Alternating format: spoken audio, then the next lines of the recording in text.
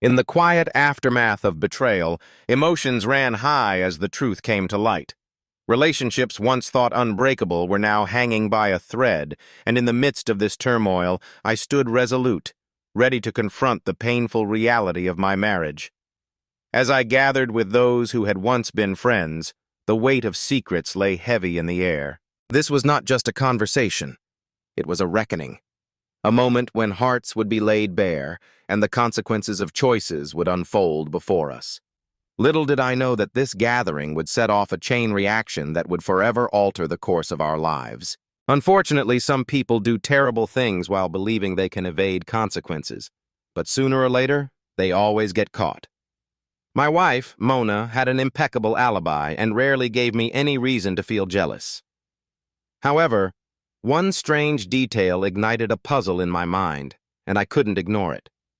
Small signs can often indicate underlying problems in a marriage, and I had stumbled upon my first clue, the damp hair on the back of her neck. Normally, I wouldn't have paid much attention to that area, but when she slipped into bed beside me, I instinctively reached out to hug her. As my hand brushed against the moisture, a wave of suspicion washed over me. That evening, she had attended one of her extended library board meetings, and I had stayed up, eagerly awaiting her return, hoping we could enjoy a cozy evening together. It had been a week since we last shared an intimate moment, but something felt distinctly off about her. She was hiding something, and I couldn't shake the feeling. Mona was 28. While not conventionally stunning, her remarkable physique more than compensated for any perceived shortcomings in her facial features. I adored her intelligence, her sharp wit, and the unwavering reliability I felt she provided. She worked as an environmental biologist for the state's Environmental Protection Department, while I was Jim, a 30-year-old civil engineer employed at a consulting firm. Together, we earned a comfortable living, which allowed us to buy a charming 3-bedroom bungalow in the suburbs just a year ago. Our paths had crossed through our professional lives, and we clicked immediately. After 6 months of passionate dating, we became engaged and exchanged vows in a church ceremony, pledging fidelity, respect, and trust before God. We were both dedicated to building a family together, and recently, Mona had stopped taking her birth control pills as it was her most fertile time of the month. Once we settled into our new home, Mona developed a close friendship with a neighbor named Sally, a single, divorced woman around the same age. They bonded quickly, often going shopping or catching movies together. I didn't mind their outings. I was confident nothing untoward was happening between them. Sally introduced Mona to the local library board, which initially held short monthly meetings. However, a couple of months ago, those meetings inexplicably grew longer, occurring twice a month and lasting 4 hours each time. Mona explained that they were implementing a new computer system in the library to enhance interactivity. Since she was good with computers, she had been asked to collaborate with the head librarian. At the time, it all seemed reasonable, so I didn't give it much thought. However, after the first lengthy board meeting, I noticed that Mona seemed unusually tense and distracted. When I inquired about it, she mentioned that the head librarian was difficult to work with and required special treatment. Yet I brushed it off. It didn't concern me too much at the time. But back to that damp hair. Why was it wet that night? Considering the humidity, she had either been sweating or taken a shower somewhere. Why would she be sweating or need to shower after a meeting? I was certain she hadn't showered when she got home because I had been awake, waiting for her. The scent of a different soap wafted in the air, one that wasn't the usual fragrance she used. Where could she have taken a shower? A motel? My suspicions deepened as she began to pull away from me. "Not tonight, honey. I'm too tired. The meeting was exhausting and we both have work tomorrow," she said, turning away as she quickly fell asleep. It struck me as odd that she didn't want any intimacy, especially since we had been planning to start a family. After 5 years of marriage, we had postponed parenthood until we felt financially stable. Recently, I had received a promotion, and it seemed like the perfect time to try for a baby, so she had stopped taking the pill just a week prior. Yet a nagging concern haunted me. What if things didn't work out between us, and I ended up being responsible for child support? I needed to consider my options carefully. Lying awake, I contemplated my next steps. The immediate decision was to postpone intimacy with her. But how could I do that without raising her suspicions? It was a tricky dilemma. Presenting her with minimal evidence of infidelity would likely lead to denial, putting me in a vulnerable position. I needed to protect myself, which meant I needed more concrete proof. This required time before we got close again, but I was also aware that if she had been with someone else, she might insist on intimacy with me soon, especially if she felt the need to cover her tracks. It was a delicate situation, demanding a thoughtful approach. After weighing all my options, I settled on a promising plan. If she was intimate with another man, chances were high she would seek intimacy with me soon after to ensure she covered the possibility of conception. I needed to tread carefully and gather the evidence I needed, all while maintaining the appearance of normalcy in our relationship. The stakes were high, and I had to be smart about every move I made. I planned to be away for at least a week, maybe even longer. A business trip seemed like the perfect cover to gauge Mona's reaction. While I didn't travel often for work, my trips typically lasted about a week, which fit any scheme I concocted perfectly. But there were some critical questions I needed to answer. Who was her paramour? How long had their affair been going on? Where were they meeting? If their encounters coincided exclusively with the library board meeting nights, it could imply that her lover was a fellow board member. I needed to investigate. So, I quietly slipped out of bed and made my way downstairs. There I located her purse, the treasure chest of her secrets, and a promising place to search for clues. As I rifled through her belongings, I came across a credit card with her name on it. Mona Spencer. It belonged to a bank we weren't affiliated with, raising immediate red flags. I had assumed she had disposed of all her pre-marriage cards, but it seemed she had clung to at least one. Digging deeper, I discovered a hidden pocket containing a business card for Derek Matthews, the head librarian at our local library. Crap. The head librarian was a man, contradicting what she had led me to believe. Damn her. I continued my investigation by checking the call logs on her cell phone, and I was struck by how frequently Derek's number appeared. They had clearly been in ongoing communication for quite some time. No instant messages popped up, suggesting their interactions were primarily verbal, but I felt a chill run down my spine nonetheless. I decided to return everything to her purse, but I wasn't done. I turned to our computer and discovered an encrypted email folder. Armed with enough tech know-how to bypass her security measures, I uncovered a treasure trove of messages exchanged between her and Derek, dating back to when she began attending those late meetings. The contents were shocking. They revealed that their rendezvous occurred at the Red Roof Inn near the interstate junction. Some of their exchanges were explicit, indicating they had engaged in activities she had never once entertained with me. My anger simmered as I read on. In one email, they disparaged both me and his wife while simultaneously professing their love for us. The more I read, the more rage bubbled inside me. I copied all their emails to my own folder with the intention of printing them later. Then I made my way upstairs to one of the spare bedrooms, where my clothes were stored. I retrieved my suitcase and garment bag, preparing for my apparent business trip. At 5:30 a.m., I was ready to leave. I entered our bedroom where Mona was still groggy and barely awake. "Why are you up so early, Jim? And why are you dressed?" she asked, blinking at me in confusion. "I have a flight to catch, darling. I didn't have a chance to tell you last night, but I need to leave around 7. Work called and they need someone to quickly survey some outdated projects. I'll grab something to eat at the airport, so don't worry about breakfast." She stared at me, trying to process what I had just said. "All right, sweetheart. How can I reach you if I need to?" "Just call me on my cell. Goodbye, darling." I gave her a peck on the cheek and hurried downstairs with my bags. Suddenly, I heard a thud behind me, followed by the sound of hurried footsteps. She appeared at the top of the stairs, calling out, "Jim, what about starting a family?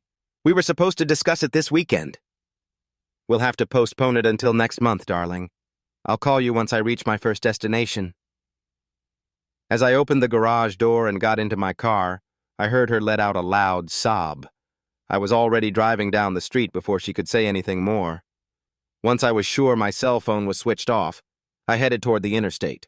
2 hours later, I arrived at my father's retirement home, nestled by a serene lake in the remote countryside. Dad, a widower who lived alone, wasn't expecting me, but he quickly began preparing breakfast for us. As he sipped his strong, aromatic coffee, I shared the troubling news about Mona. Dad had always longed for a daughter and saw Mona as filling that role, so he was deeply saddened by her betrayal. "I'm at a loss for words, son. Your mother and I had a strong relationship, and to my knowledge, she never strayed. You'll have to navigate this situation carefully without rushing into any decisions," he advised. "I understand, Dad. Tomorrow I'll return to the city to consult with my lawyer, Ed Wiltz. I need to know my legal options," I replied. "Ed is trustworthy. We've relied on him for years," Dad reassured me. "All right, Dad. Your coffee is as great as ever, and your omelets are unbeatable," I complimented him. "Well, if you ever find yourself cooking your own meals, you'll have the chance to perfect your skills," he joked. I chuckled in response. Around 9 o'clock a.m., I called my office to speak with my boss. We agreed that if Mona called looking for me, he would simply say I was on the road and could be reached on my cell phone. He even instructed the receptionist to provide the same story to anyone who called. I also requested a week's vacation, which he approved without hesitation. When I checked my messages, I saw that Mona had tried to call me 4 times, asking me to return her call as soon as possible. I decided to let her stew for a bit, so I waited until around noon to call her at work. She sounded stressed. "Where are you, honey? Is it possible for me to fly out and spend the weekend with you?" she asked, a hint of desperation in her voice. "I'm sorry, sweetheart. I'm leaving tomorrow, and I'm not sure when I'll have a place to stay for a while. Let's definitely make plans for next month. I've got to go now. The guys are calling for me," I said, cutting the conversation short. As she said, "I love you," I ended the call. Dad, who had overheard the conversation, simply shook his head. The following day, I phoned and scheduled an appointment with Ed to discuss my options. I knew I had a lot to sort through, and I was determined to handle it all. The next day, I found myself driving back into town for my appointment with Ed Wiltz. As I entered his office, he greeted me with a warm smile. "It's great to see you, Jim. What brings you in today?" I took a deep breath, trying to steady my nerves. "My wife has cheated on me with another man, and I need to understand my legal options." For the next 30 minutes, we delved into the most feasible courses of action. Ed suggested that if I wanted a divorce, the easiest route would be to file on the grounds of irreconcilable differences. He explained that pursuing a divorce based on adultery would place the burden of proof on me, requiring evidence that could hold up in court, something that could be both complicated and expensive.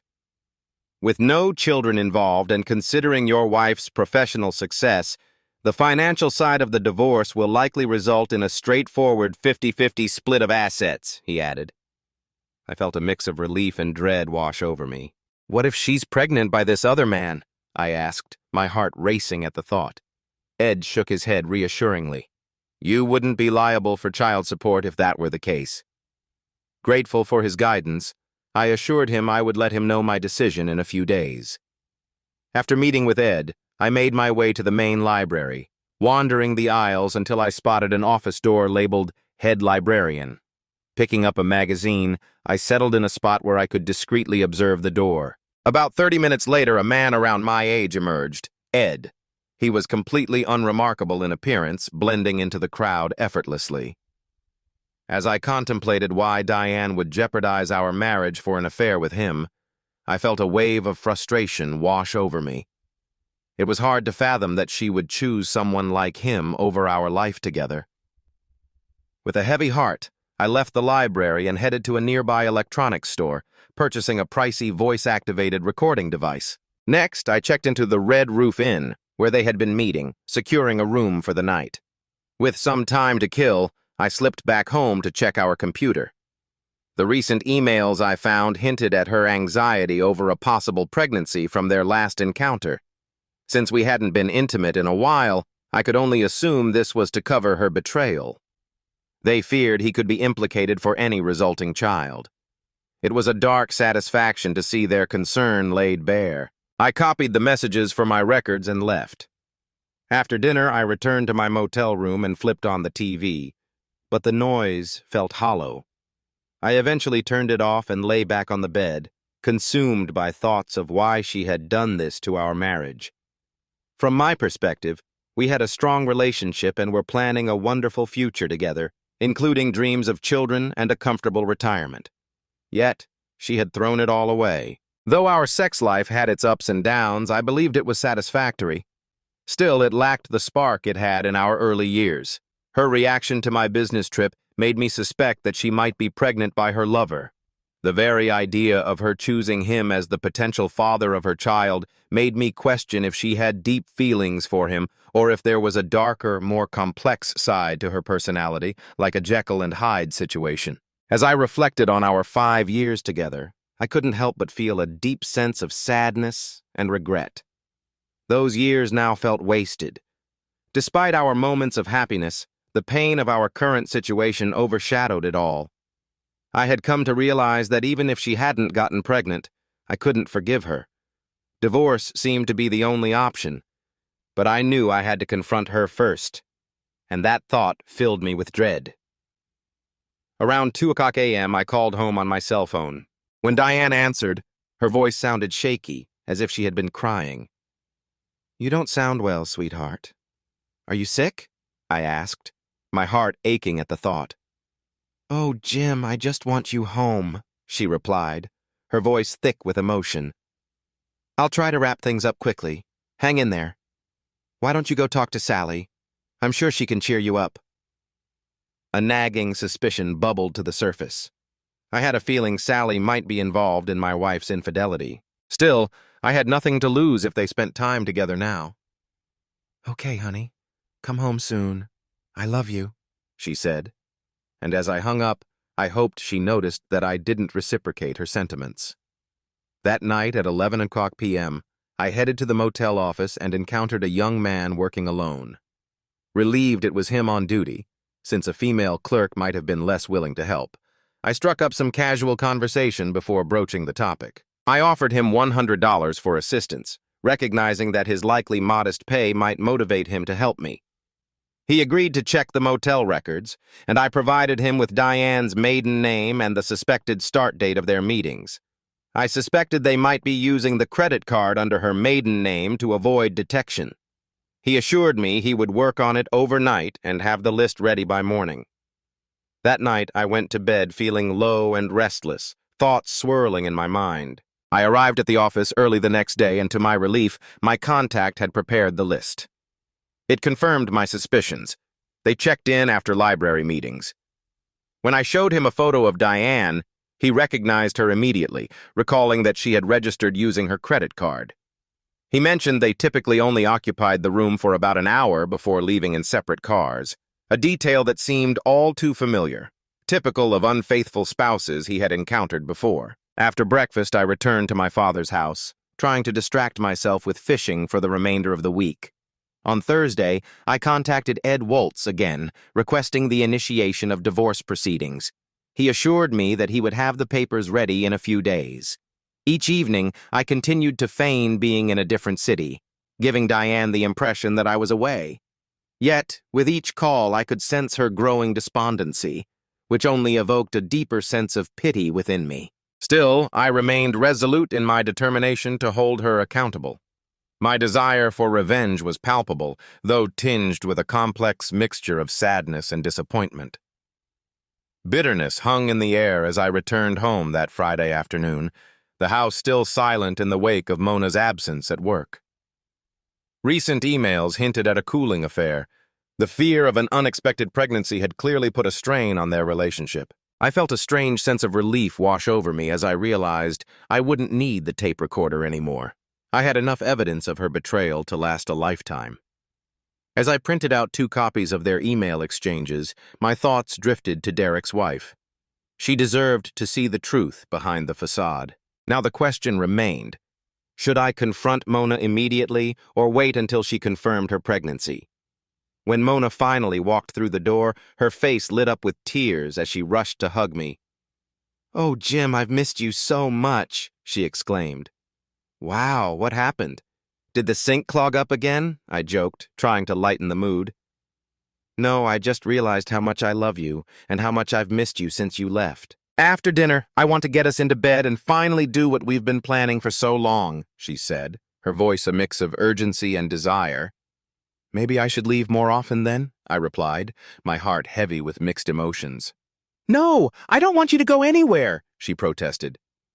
"All right, honey, let's have dinner, and then we can indulge in what you want," I said, forcing a smile through my own internal conflict.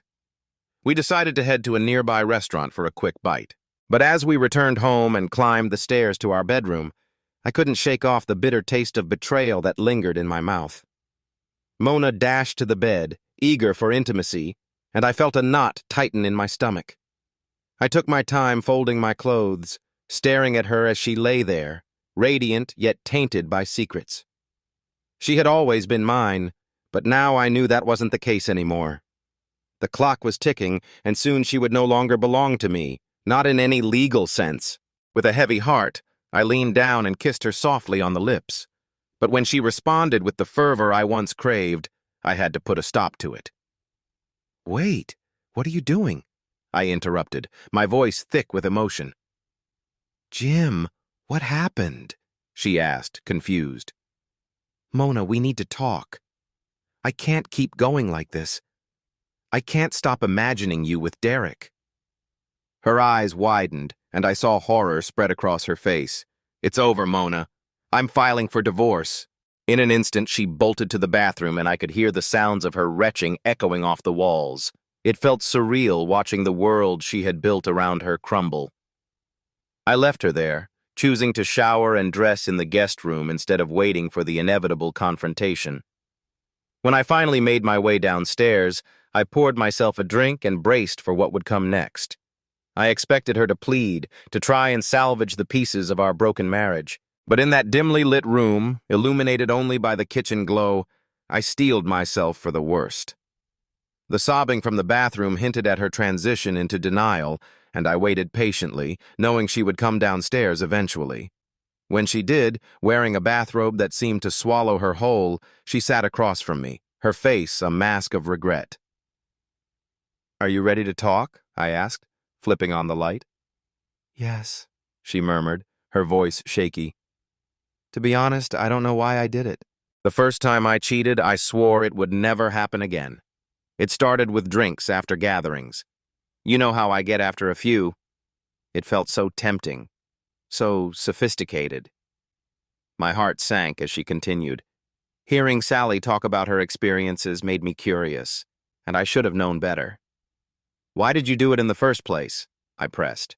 "Did we not discuss loyalty, trust, and respect before we got married? Was our wedding vow not clear enough for you? If you had doubts, why didn't you talk to me?" I felt anger bubbling beneath the surface, threatening to spill over. "I've invested 5 years into this marriage, and now I have to find someone else who values fidelity. What a waste." "Jim, can't we find a way to—" she started, her voice trailing off in desperation. "No, Mona. This isn't just a mistake we can brush off. You shattered my trust, and I can't go back to what we had. The hurt is too deep." As the weight of our shattered dreams hung heavily between us, I knew this was the beginning of a painful journey, a journey that would take us far from the love we once shared. "Please, I love you. I can't bear the thought of losing you. I want to have children with you," Mona pleaded, her voice thick with desperation. I shook my head, cutting her off. "Let's be clear about something. You've lost the right to address me tenderly. That privilege vanished the moment you chose to share your bed with him. Do you understand?" Frustration swelled within me as I tried to keep my composure. Despite the divorce looming ahead, Mona seemed stuck in denial. I had to remind myself to take the moral high ground, especially when it came to the children. "When do you expect to find out if you're pregnant?" I asked, my tone steady. Her face went pale, eyes wide with disbelief. It was as if my words had struck her dumb. "Oh my God," she gasped, realization dawning on her. Yes, I know, I replied. You might wonder why I lied about that business trip. Honestly, it was to hurt you, just a little. That's the main reason I'm filing for divorce. You deliberately tried to conceive with your lover, hoping I would just accept it and take responsibility for his child. Well, that's not happening. The gravity of my words hung heavy in the air. What you attempted is one of the most disloyal acts a wife can commit. You showed an utter lack of respect for our marriage. I can never forgive you for that, not now and not ever. Even if it had been a one-time mistake, perhaps I could have considered forgiveness. But this? You've turned infidelity into a habit. No amount of therapy, 20 years or more, will restore my trust in you. So tell me, do you have anything to say in your defense? Tears streamed down her face as she whispered, I'm so sorry. I took a deep breath. That settles it then. I've already started working with Ed Wiltz on the divorce papers. They should be ready by Monday. We'll split everything down the middle, 50-50, and there won't be any alimony. Even if you are pregnant, I won't provide child support. It won't be my child. Are you okay with this? She wiped her tears, her voice trembling. That seems acceptable. I'll talk to a lawyer before I agree, but yes, it seems acceptable. Good. Until we officially separate, I'll sleep in the spare room. You're free to invite your lover over once I'm gone. It's over between you and Derek. I could see the defeat in her eyes as she nodded. I gathered that from your emails. You read our emails? She asked, horrified. Every last one of them. I'm bringing those messages to Derek's wife tomorrow, along with the dates and times of your meetings at the Red Roof Inn. She deserves to know. According to the motel records, you met him 13 times. You even used a credit card in your maiden name. Looks like you were keeping it just in case you needed to betray me. How many others were there before Derek, I wonder? She gasped, her face crumpling. Please don't. Her husband deserves to know what he might face. Child support payments if you're pregnant. The choice is yours if you want to pursue that. I think he should face consequences too. I might even consider filing an alienation of affection lawsuit against him. Please don't, she said, the logic of our situation starting to sink in. I took a deep breath. Is that all? Because tomorrow I plan to explain everything to your parents and your brother. I won't let you spin some tale that casts me as the villain. They deserve the truth about their daughter. And if you are pregnant, I'll make sure our friends and colleagues hear about what you've done. Oh God, she sobbed, collapsing into tears once more. I stood up, my heart heavy as I retreated upstairs to bed. The following morning, I woke early, slipping out of the house before she stirred. I grabbed a copy of the emails and the motel records, knowing she had likely spent the night crying and would be exhausted. After grabbing breakfast at IHOP, I thought it wise to prepare myself for a future filled with dining out alone. Sipping my coffee, I felt a sense of calm wash over me.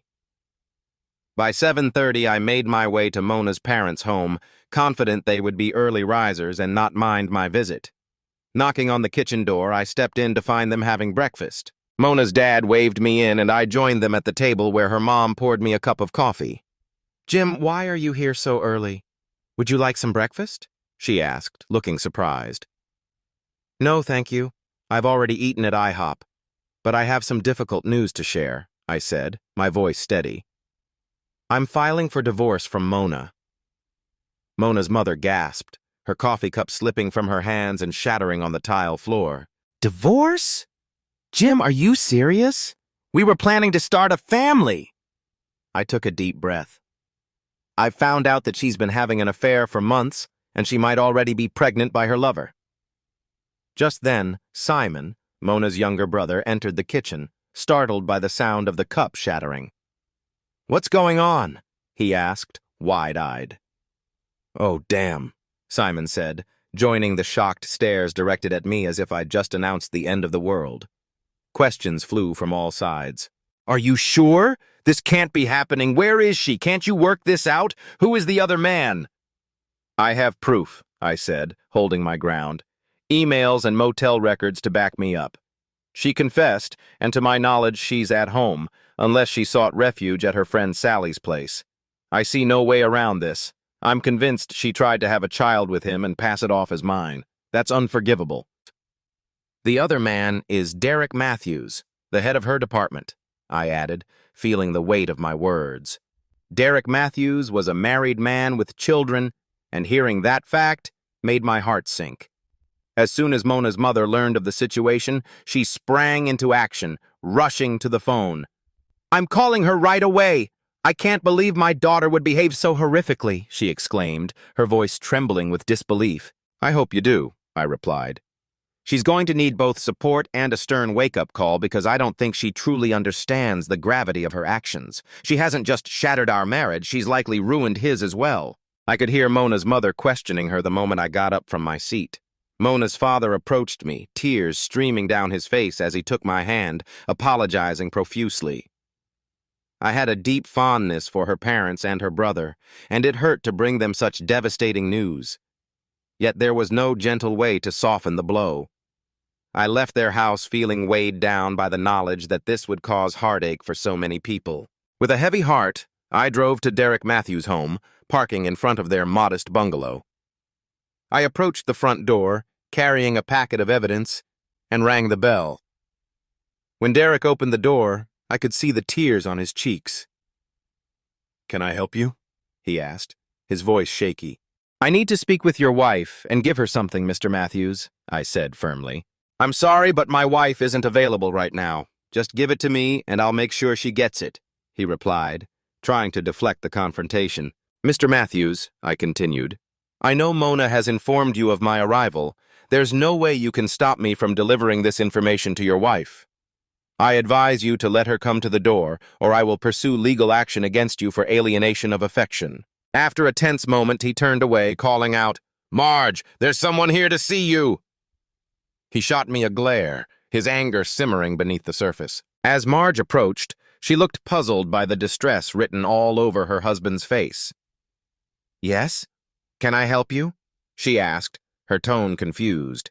"Mrs. Matthews," I began, my heart racing, "I have some unfortunate news. Your husband has been involved in a relationship with my wife for the past few months, and I'm in the process of divorcing her.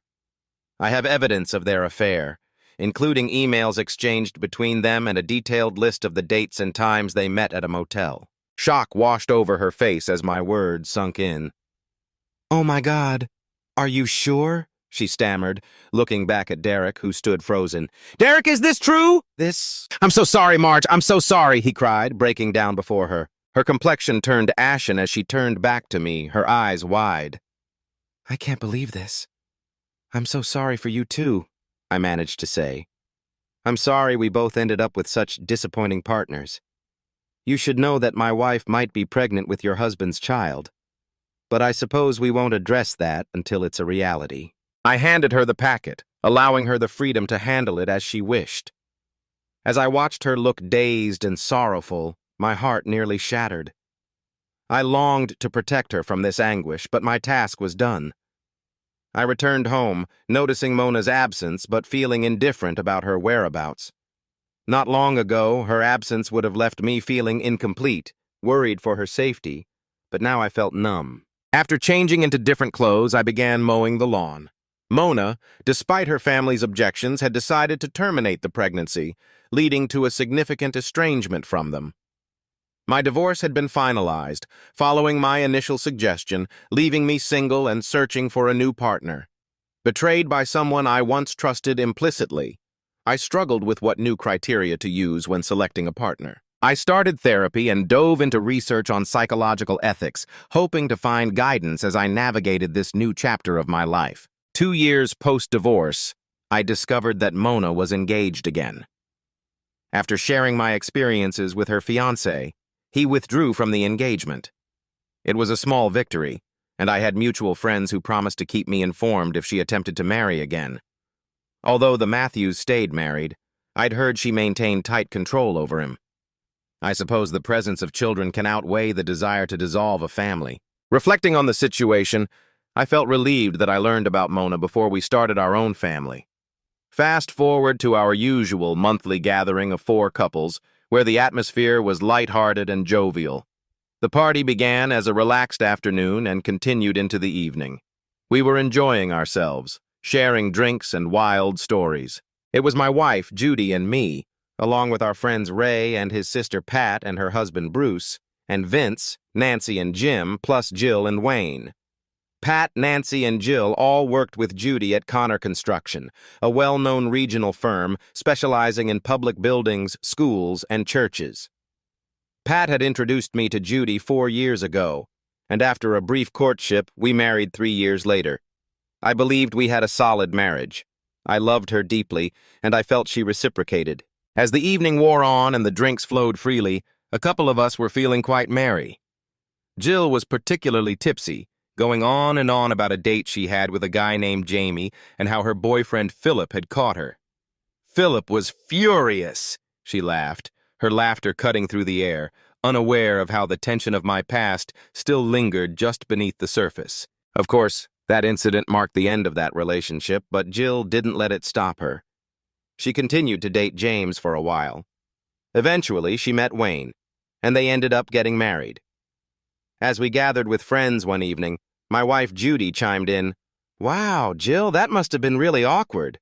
I've never had anything like that happen to me, getting caught doing something I shouldn't have." In a slightly tipsy state, Jill retorted, "Are you kidding me, Judy? You almost got caught with Carl's baby in your belly after you ducked him for that whole week 2 years ago while Ray was away." The room fell silent. Everyone was taken aback, and I heard Judy gasp, her eyes widening in shock. Wayne, clearly uncomfortable, said, "Jill, why don't you just shut up?" I felt my heart race, stunned by Jill's revelation. I jumped to my feet, exclaiming, "What the heck?" Suddenly, everything went dark. The next thing I knew, I was lying on the floor, disoriented and trying to piece together what had just happened. I later learned that I had experienced a vasovagal response, a sudden fainting spell triggered by extreme stress and unexpected emotions.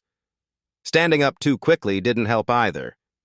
This reaction is common, particularly in high-stress situations, and it often occurs during medical procedures. Soldiers, for instance, sometimes faint while waiting for their vaccinations, and even witnessing someone else pass out can trigger the same response. As I lay there, I felt the weight of the world crashing down on me. I was stressed. I had just overheard something shocking, and then I had stood up too fast. When I finally began to regain my senses, I overheard a few hushed conversations around me. "Jill, why did you have to say that?" one friend asked, a hint of frustration in their voice. "I don't know. I had too much to drink. I'm so sorry. I never wanted to hurt you and Ray," Jill mumbled, sounding genuinely remorseful. My sister Pat chimed in, "Well, the cat's out of the bag now. We'll just have to pass this off as drunken babble." Everyone nodded in agreement, as if trying to minimize the gravity of what had just been said. "If he remembers, we'll just say Jill was drunk and stupid," another friend added. As I slowly started to regain my composure, I decided to play it cool for a moment, allowing myself to absorb the shock. I remained silent, deep in thought, considering the implications of what Jill had revealed. Eventually, I mustered the strength to sit up, glancing around the room to see concerned faces looking back at me. Judy approached me, her voice soft with concern. "Baby, are you all right?" I looked into her eyes, then shifted my gaze to the others. "No, Judy, I am not all right. I just found out my wife has been cheating on me. I now know that she slept with Carl Jackson for a whole week while I was away at Air National Guard training 2 years ago. You lied to me about your miscarriage, didn't you? So no, I am not all right." Tears streamed down Judy's face, but in that moment, I felt no sympathy for her. What hurt even more was realizing that all of them, including my own sister, had known about this betrayal and chose to keep it from me. "I'm getting out of here. Don't follow me, don't talk to me, just stay away." I stormed out, needing to escape the suffocating atmosphere of betrayal. I climbed into my bright red Ford F-150, the chrome glinting under the streetlights. I knew I couldn't stay hidden for long in that truck, not with my friends likely on high alert. My friend Jack lived on a farm about 20 miles outside of town, and he had a large machine shed where I could stash my truck. I was confident he'd be there for me. Once I arrived at Jack's place, I explained my predicament. He was supportive and understanding, helping me park my truck in the shed before giving me a ride back into town. We stopped at a rental facility next to the airport, where I rented a nondescript Chevrolet for a couple of weeks. My plan was to keep a low profile until I could figure things out. I checked into the Courtyard by Marriott, a decent hotel on the outskirts of town with a lounge and restaurant. After the day I had, I didn't want to drink more than I already had. Instead, I sat down and reflected on everything that had happened. Gradually, some things became clearer. It took a while, but I started to piece together what had transpired 2 years ago at Judy's Christmas party. Tanya Jackson had come on to me, leaning in close and whispering, "Ray, you are one hot guy. How would you feel about giving me a go?" I was taken aback, but I won't lie. I was flattered. Tanya was striking, with beautiful auburn hair and a body that could ignite desire in any man. If I were inclined to have an affair, I could tell she would be a handful. I assumed she was just drunk and didn't mean it, so I politely declined, saying, "Tanya, you're gorgeous and sexy, but I'm not a free agent. I just can't do that to Judy." Her response surprised me. "Oh well, I tried. When you're ready for me, just give me a call." That comment lingered in my mind, but I brushed it off and returned to the festivities. It even added a little spark to my night, and I found myself being extra attentive to Judy later on, which likely didn't hurt her feelings too much either. Yet at this past year's Christmas party, Tanya approached me again. "Are you a free agent yet, Ray?" "Baby, I sure hope so." Her words echoed in my mind as I tried to process everything that had happened since Jill's drunken slip. It was time for me to confront not just Judy, but the tangled web of emotions and relationships that had spiraled out of control. I found myself back home on Friday afternoon while Tanya was still at work. After reflecting on their recent emails, it seemed that Carl and Judy's affair was starting to fizzle out. The looming fear of a potential pregnancy had clearly affected their relationship. I thought it was time to return the tape recorder I had borrowed. I wouldn't need it anymore, as I had ample evidence of their betrayal. Yet, I decided to print out 2 copies of their email exchanges, feeling that Derek's wife deserved to know the truth. After considering my next steps, I felt compelled to reach out to Tanya. I searched for Carl Jackson's phone number and dialed it, hoping to speak with her. To my relief, it was Tanya who answered. "Hey Tanya, it's Ray Stebler. I'd like to talk. Can we meet at the lounge in the Marriott Hotel?" She agreed, saying she could be there in 30 minutes. I arrived early, my heart racing with anticipation and unease. When Tanya walked into the lounge, all eyes were drawn to her. She was stunning, just as I remembered from the Christmas party. Her modest yet alluring dress complemented her long auburn hair that cascaded down her back. As she approached the bar, I embraced her gently, and we settled into a secluded booth, craving the privacy for what I needed to discuss. "Tanya, I called you to talk, and I think you know why. Just tell me straight. Did you know about Carl sleeping with my wife, Judy?" A mischievous smile crept across her face. "Ray, of course I knew. Why do you think I was interested in having some fun with you? I wanted to enjoy myself, and I still do." I took a deep breath, realizing the depth of the web woven around us. "Look, I just found out today about this whole mess, and I'm not sure that jumping into a fling is in either of our best interests right now, but I need to know everything you know about the situation." Tanya leaned in, her voice lowering. "I know they had sex because I caught them red-handed in my house. I was supposed to be spending time with my mother, but decided to return home early. I saw them fooling around in my bed, Ray. They had no idea I was there. I left and stayed with a friend that night to clear my head before confronting them." "Why didn't you tell me sooner?" I asked, my frustration mounting. "I was confused," she replied. "But when I got home the next day, I confronted Carl about it. I had no idea who the woman was at that point, but I knew I had seen him. He tried to deny everything, but I told him the truth. That was when I realized he had probably done this before. Wait, if you caught him with my wife and suspected him of cheating before, why are you still with him? I love him, Ray, she admitted, her voice trembling. I told him I would divorce him unless he came clean about everything. He confessed his numerous affairs, all the details, and we even had a lawyer draft a document. If he cheats again, I get everything in the divorce. I shook my head, my heart heavy with betrayal. I'm not interested in being your pawn in this revenge game just yet, Tanya. I need to know every detail about Judy and Carl's affair before I decide what to do. For the next 2 hours, Tanya divulged everything she knew. It started with Carl's flirtations, which escalated during my week-long training at the Air National Guard. I listened intently as she recounted how Judy had given in to his advances, spending hours with him while I was away. It became clear that Judy was oblivious to the fact that her actions were no secret. As Tanya finished her account, I felt a sense of clarity emerging amidst the chaos. Tanya, I'm going to get away for a few days.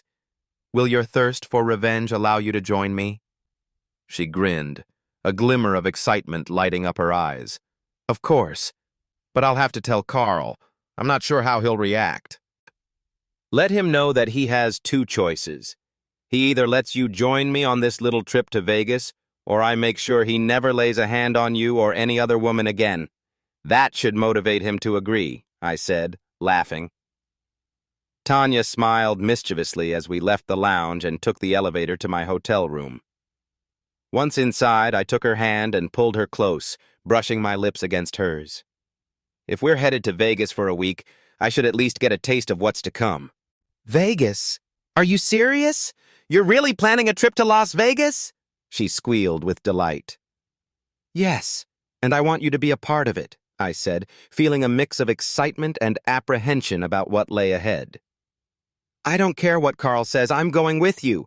I've always wanted to see Las Vegas, Tanya exclaimed, her excitement evident. All right then. Let me make a few calls and I'll send you home to fill Carl in and do a little packing, I replied, already feeling a surge of adrenaline at the thought of our spontaneous trip. Turning on my cell phone, I noticed a flurry of messages from Judy, which I promptly deleted without listening. There was, however, one message from my sister, Pat. I decided to return that call immediately. As soon as she answered, I cut her off. Pat, I thought I made it perfectly clear. No one, especially not my traitorous sister, should be calling me right now. I said no calls. I mean it. Just leave me alone. I hung up, feeling a mix of anger and relief. Next, I scrolled through my contacts and dialed Vince Amato. Though his real name was Vincenzo, he'd Americanized it for convenience. We had been best friends since high school, and our bond had survived the test of time. Hey, Venzo, I said when he picked up. If you say yes to my request, I'll think you're the best casino host in Las Vegas. But if you say no, I'll continue to believe you're the biggest jerk I know. So, do you have a room available for me starting tomorrow night? Can you make that happen? His response was as classic as ever. Oh, so you're asking me for a favor now, huh? You think I'd give you a room? I might shove you into a broom closet. However, the Bellagio would be delighted to host you for a few days. Are you coming alone, or is that adorable wife of yours joining you? I scoffed. Let's just say my adorable wife isn't so adorable to me anymore, so she's not coming. And I think it'd be best if you could arrange a room with 2 beds.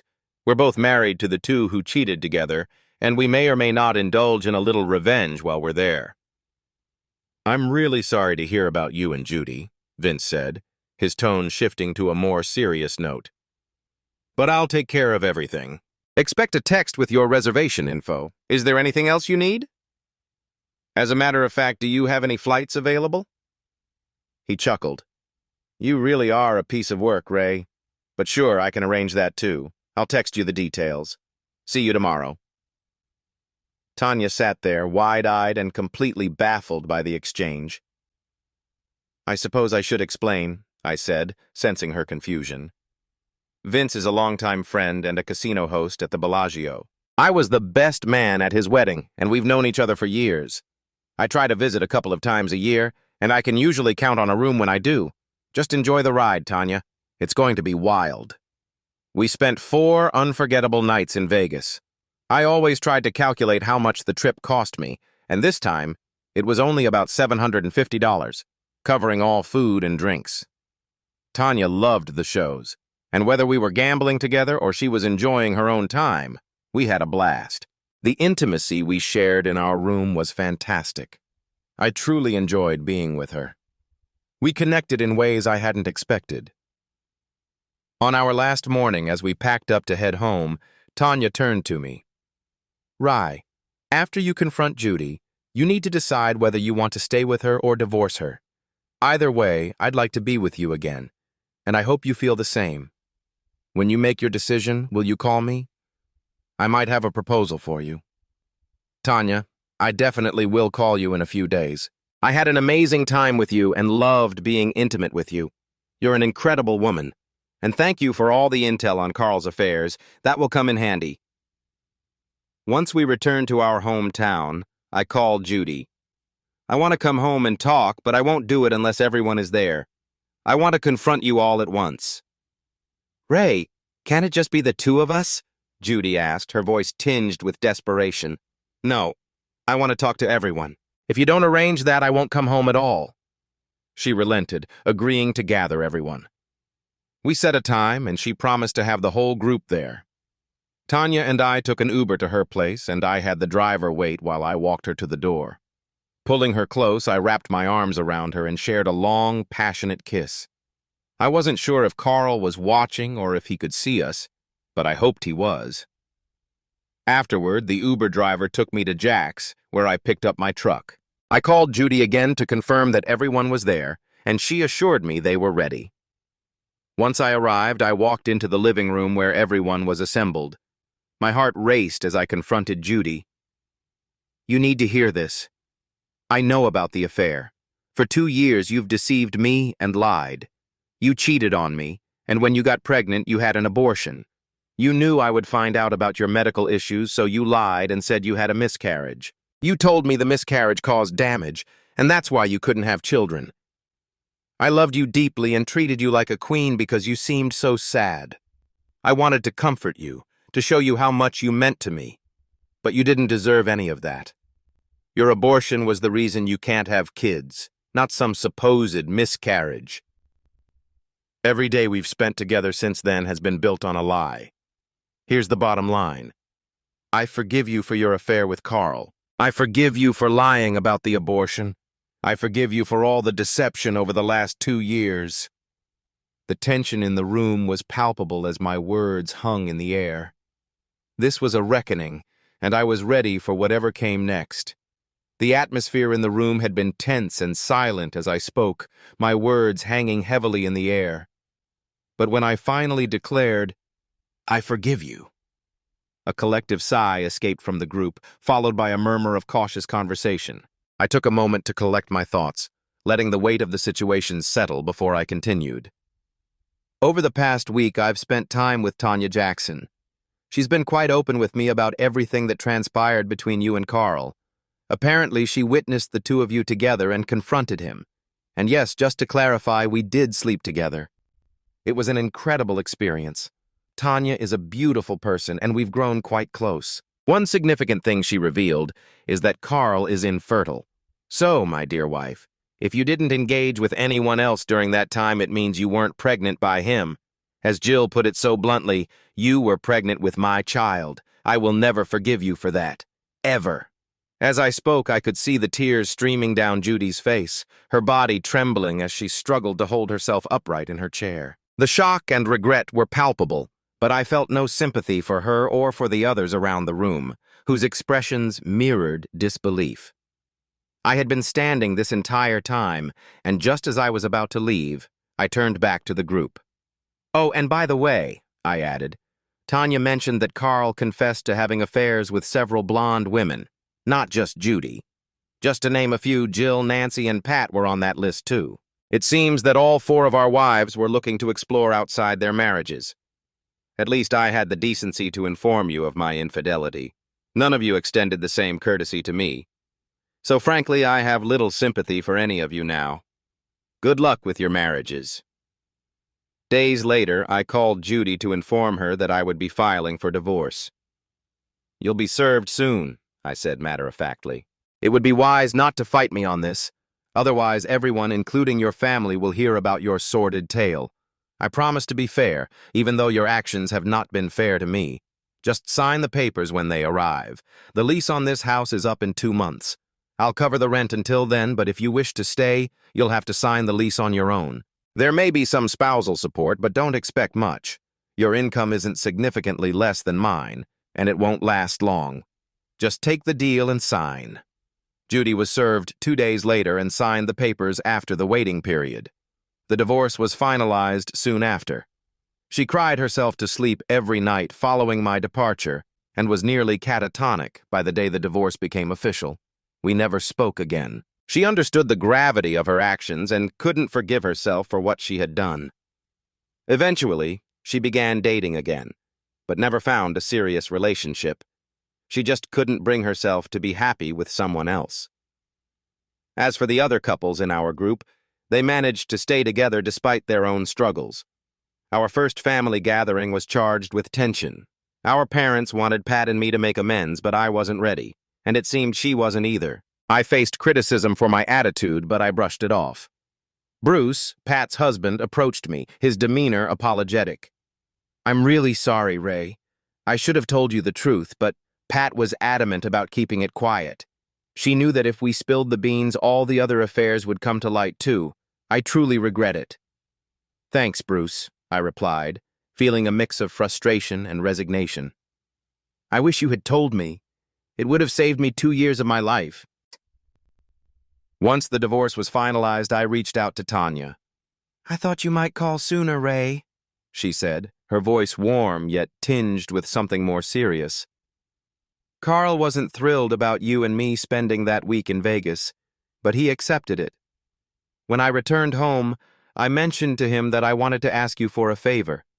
I want children, and since Carl can't give them to me, I would love for you to be the father of my kids. We had an amazing connection in Vegas, and I believe we could make this work. I was taken aback, but not entirely shocked. Tanya, I really like you, and our time together was incredible. But a long-term affair and fathering your children isn't something I can commit to. I think Carl deserved that week we had, but it's not in my nature to be involved in such a complicated arrangement. If you choose to divorce Carl, we can explore our relationship further. If we click, perhaps marriage and a family could be in our future. That's my offer. Despite everything, I felt we could remain friends. I recognized the spark between us during our brief encounter. Call me if you want to grab lunch sometime. Good luck, Tanya. You truly are a wonderful woman.